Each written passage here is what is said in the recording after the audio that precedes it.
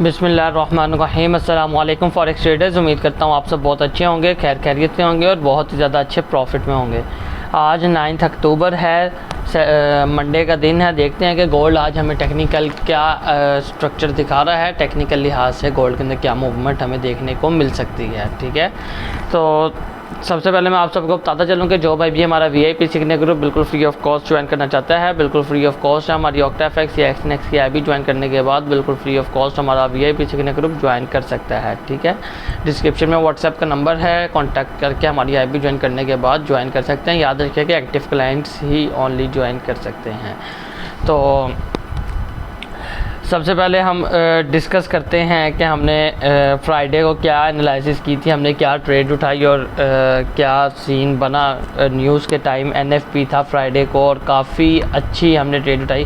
हालांकि जो डाटा था वो पॉजिटिव आया, बट मुझे पता था कि गोल्ड ने जो है आज के दिन ट्रैप लाजमी करना है। मैंने क्यों अंदाज़ा लगाया था ट्रैपिंग चलनी है, क्योंकि अव्वल तो मैं आपको हमेशा बताता हूँ फ्राइडे ट्रैपिंग डे ही होता है।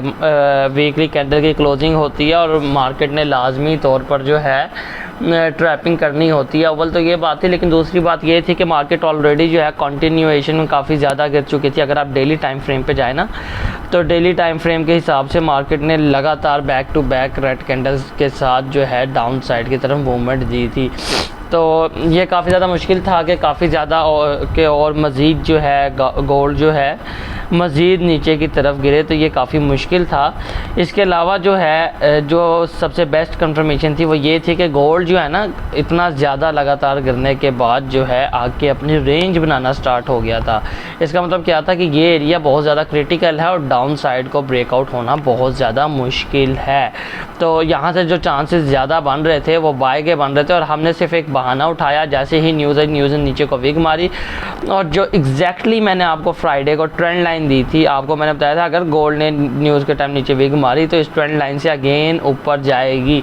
और एक यहाँ पे ये वाली भी ट्रेंड लाइन बन रही थी ऐसे, जो कि मैंने अपने फ्री VIP ग्रुप के अंदर भी शेयर की थी। गोल्ड एग्जैक्टली अपनी इस ट्रेंड लाइन के ऊपर टेस्ट किया इसने और यहाँ से हमने बाय उठाया और माशाल्लाह से इस वक्त हमारी बाय जो है वो लॉन्ग टर्म के लिए 400 पिप्स के अंदर एंटर है। मैं हमेशा बता रहा था कि आप अगर लॉन्ग टर्म लेंगे तो आप ले सकते हैं, लेकिन आपने ज़्यादा बड़ा टारगेट नहीं रखना, 250-300-400 पिप रखना है। लेकिन माशाल्लाह जब मैं सुबह उठा तो ऑलरेडी 400 पिप्स प्रॉफिट में चल रही थी।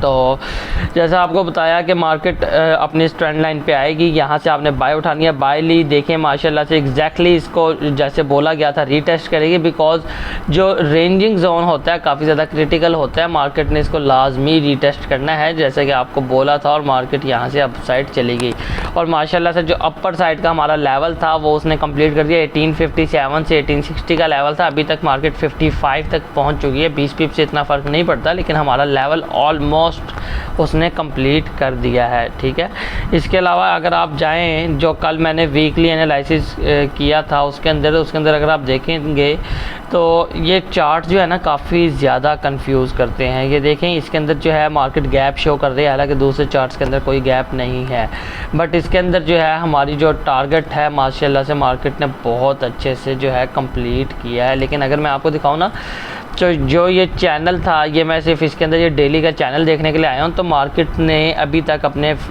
मिड को जो है टेस्ट नहीं किया।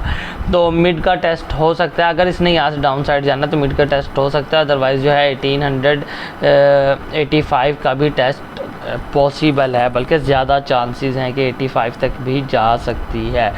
तो वापस चलते हैं अपने चार्ट के ऊपर और देखते हैं कि गोल्ड आज के दिन क्या मूवमेंट हमें दिखा सकता है। जी अब हम चलते हैं H1 के अंदर। अगर H1 के अंदर हम देखें ना, तो इसको रिमूव कर दें। सबसे पहले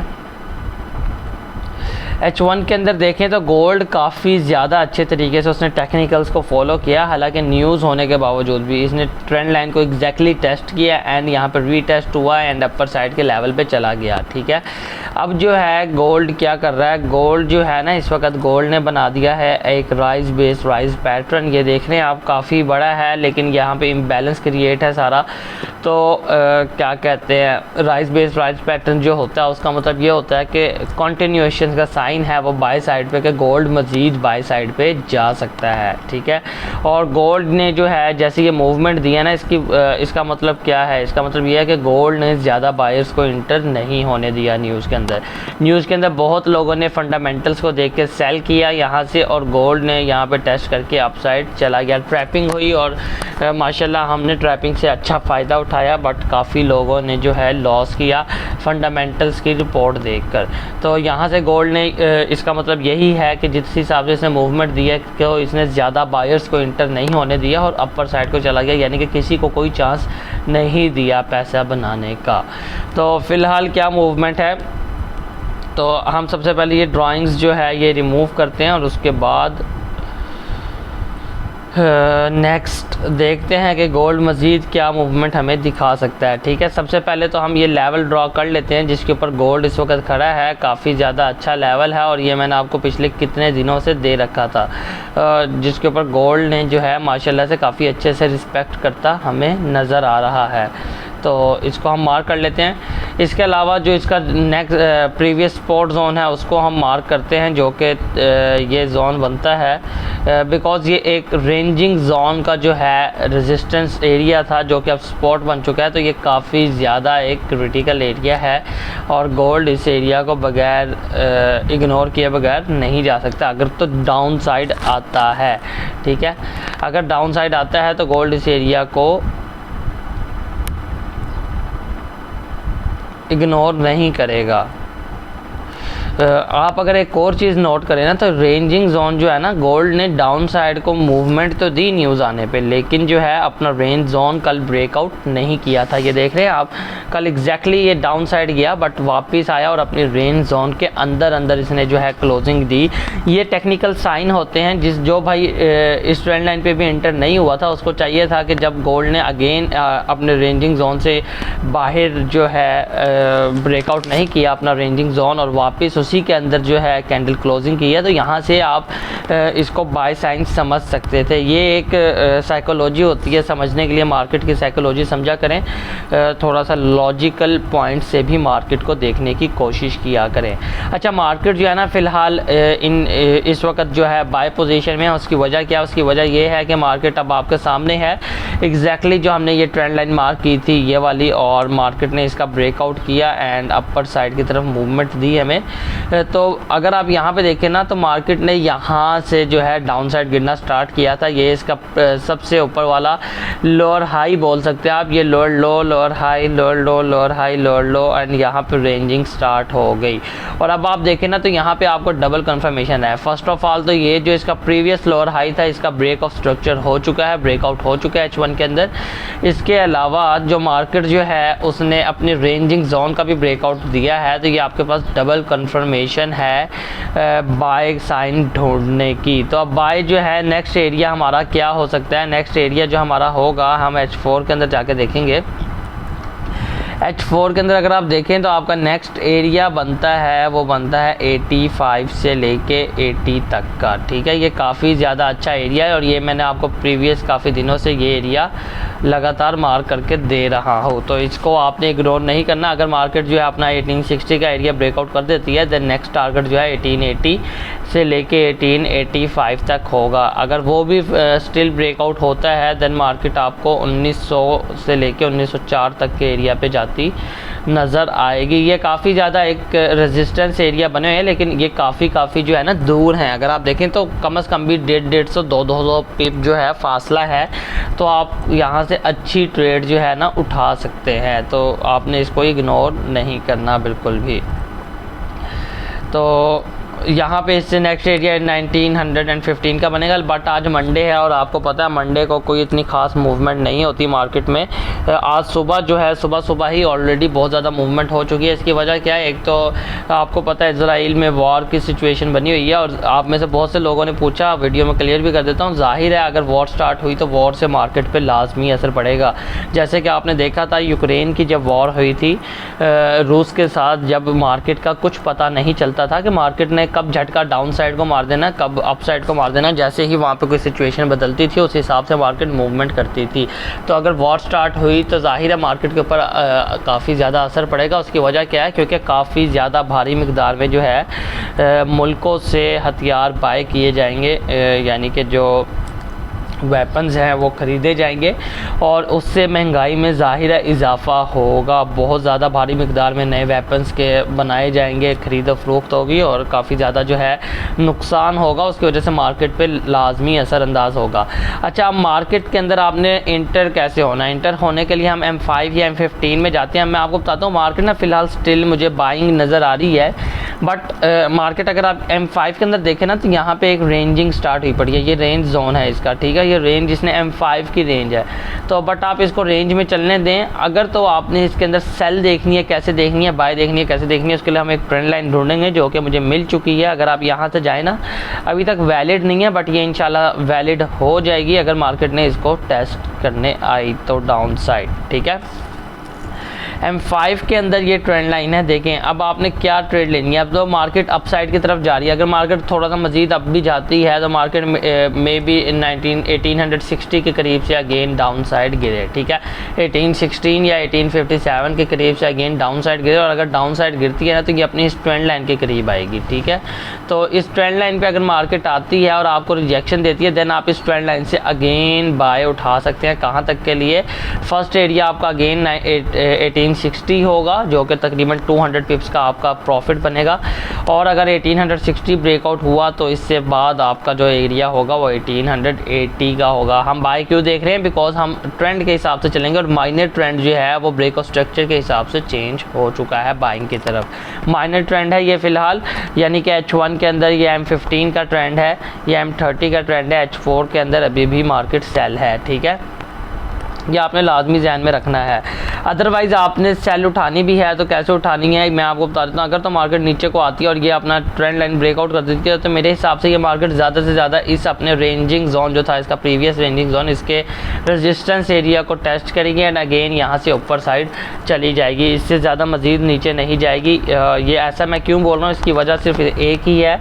एक तो ये कि यहाँ पर एक रेंजिंग जोन का सपोर्ट जोन है तो मार्केट इसको इग्नोर नहीं कर सकती। इसके अलावा 200 की मूविंग एवरेज भी है और जो सबसे मेन वजह है ना उसकी वजह ये है कि ये देख रहे हैं आप, ये सारा इम्बैलेंस क्रिएट है, यानी कि ये सारा जो है इम्बैलेंस एरिया है ये वाला। तो मार्केट अपना इम्बैलेंस जो है लाजमी कवर करेगी और अगर डाउन साइड इम्बैलेंस कवर करने के लिए आई तो मे बी यहाँ तक 1834 से लेके 1830 यहाँ कहीं के एरिया से अगेन अप साइड की तरफ मूवमेंट आपको देखने को मिल सकती है। यानी कि अगर ट्रेंड लाइन ब्रेकआउट भी हो तो आप सेल ना देखिएगा, ये ज़्यादा बेटर रहेगा, आप जब भी बाय देख सकते हैं, ठीक है। अगर तो ये रेंज जोन ब्रेकआउट हो जाता है, यानी कि ये सपोर्ट जोन ब्रेकआउट हो जाता है डाउन साइड को, देन मार्केट गई अपने अगेन लो को टेस्ट करने जो कि बनेगा 1810 से लेके 1812 तक और अगर वो भी ब्रेकआउट हुआ तो 1802 तक मार्केट जा सकती है अगर तो डाउन साइड की तरफ मूवमेंट दी देन। अदरवाइज मार्केट जो स्ट्रक्चर ब्रेकआउट हो चुका है, स्ट्रक्चर ब्रेकआउट हो चुका है उसके हिसाब से बाय जानी चाहिए और अगर ये मार्केट 1860 वगैरह से डाउन साइड आती भी है तो अपनी इस ट्रेंड लाइन के करीब आएगी और इस ट्रेंड लाइन से अगर कंफर्मेशन दे अगेन बाय उठाइएगा। 1857 आपका फर्स्ट, 1857 से 60 तक फर्स्ट टारगेट अगेन होगा एंड अगर वो ब्रेकआउट हुआ तो 1885 की तरफ मार्केट मूवमेंट देगी आपको।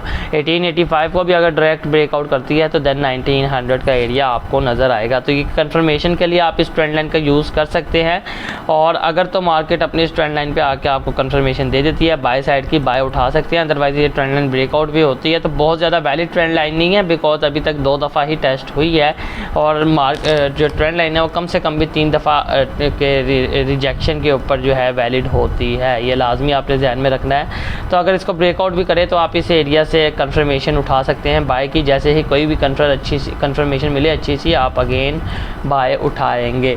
तो बाय की तरफ बैठे इस वक्त, अभी सेल की तरफ ना बैठिए बिकॉज अगर तो मार्केट ने सेलर्स को फंसा रखा है ना इस पॉइंट के अंदर तो मार्केट में आपको बता दूं ये लॉजिक है, ये मार्केट का लॉजिक समझा करें कि H1 के अंदर मैं जाके समझाता हूँ एक सेकंड। H1 के अंदर अगर मैं जाऊँ तो मैं आपको ये समझा रहा हूँ कि अगर मार्केट ने यहाँ पे अपने जो है सेलर्स को फंसा रखा है, जिन लोगों ने न्यूज़ के अंदर सेल कर दी या फिर इधर से सेल कर दी। अगर तो सेलर्स काफ़ी ज़्यादा भारी मिकदार में फंसे हुए हैं, देन मार्केट जो है नीचे इतना नीचे नहीं आएगी और उन सेलर्स को निकलने का मौका नहीं देगी। ठीक है, ये याद रखिएगा। अगर मार्केट ने सेलर्स को फंसा रखा है तो मार्केट अगेन नीचे नहीं आएगी बहुत ज़्यादा, मार्केट उन सेलर्स को निकलने का मौका नहीं देगी। और जैसे कि आपने देखा कि बाय के अंदर बहुत से लोग फंसे हुए थे यहाँ से यहाँ से यहाँ से, तो मार्केट ने उनमें से किसी को मौका नहीं दिया अगेन निकलने का। तो मार्केट निकलने का मौका नहीं देगी। मार्केट ने अगर काफ़ी भारी मिकदार में सेलर्स को ट्रैप कर लिया है तो मार्केट डायरेक्टली ऊपर चली जाएगी। ठीक है, तो एक और चीज़ आपने लाजमी ध्यान में रखनी है, बिकॉज यहाँ पे जो है एक राइज पैटर्न बन चुका है।